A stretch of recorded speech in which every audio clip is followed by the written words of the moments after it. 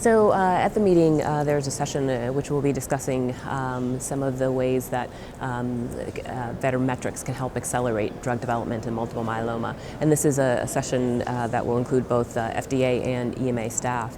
And I think, I'll speak, primarily about the FDA, but both organizations really are committed to making sure that, drugs are provided to patients in the most expeditious manner.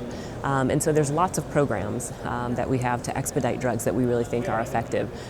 These include institutional programs such as accelerated approval or breakthrough therapy designation, our priority review, as well as other programs that allow us to really have more interactions with the industry sponsors in the course of drug development and to provide more guidance along the pathway.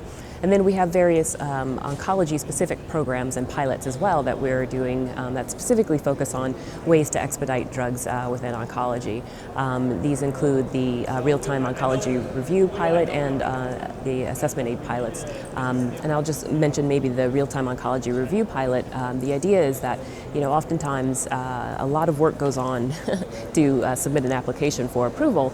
And the idea with the real-time oncology review is that the FDA would come alongside of the sponsor and begin to review the application even before it's ready for full submission. And this really allows us to have really a lot of interactive dialogue back and forth at the beginning, even before the application is submitted, such that if there's any outstanding questions or uncertainties, these can be addressed early on in the review and ultimately lead to hopefully an expedited review time frame.